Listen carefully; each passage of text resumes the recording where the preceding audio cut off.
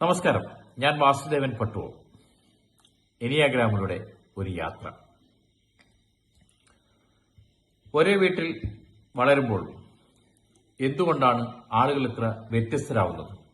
ഒരാൾ എല്ലാവരെയും സന്തോഷിപ്പിക്കാൻ ശ്രമിക്കുമ്പോൾ മറ്റൊരാൾ ഒറ്റയ്ക്ക് ജീവിക്കാൻ ഇഷ്ടപ്പെടുന്നു. ഒരാൾ ചെറിയ വിമർശനത്തിൽ പോലും തകർന്നു പോകുന്നു. അപ്പോൾ നമ്മളെല്ലാവരും ചോദിക്കുന്ന ഒരു ചോദ്യമുണ്ട്: എല്ലാവരെയും ഒരുപോലെ തന്നെയല്ലേ വളർത്തിയത്? ഒരു വീട്ടിൽ തന്നെയല്ലേ താമസിക്കുന്നത്?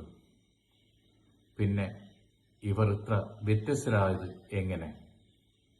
സത്യത്തിൽ ഒരു കുടുംബത്തിൽ സ്നേഹം ഒരുപോലെ ഉണ്ടായാലും ആ സ്നേഹം ഓരോ ആളുകളും അനുഭവിക്കുന്നത് ഒരുപോലെയല്ല.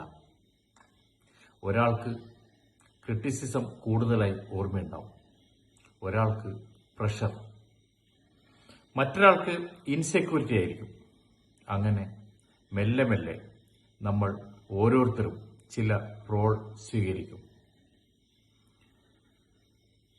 അച്ചീവറായി, പീസ് മേക്കറായി, തിങ്കറായി, ഹെൽപ്പറായി, സൈലന്റ് ഒബ്സർവറായി.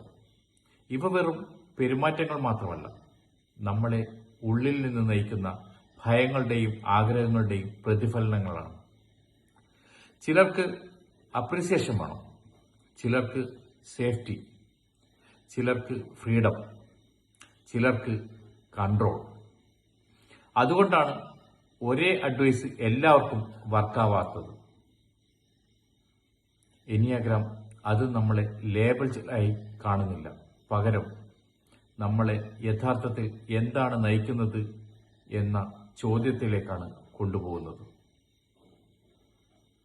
നമ്മളെ നയിക്കുന്നത് വ്യത്യസ്തമായ ഭയങ്ങളും ആഗ്രഹങ്ങളുമാണ്.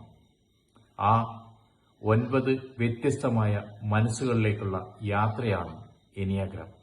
Thank you.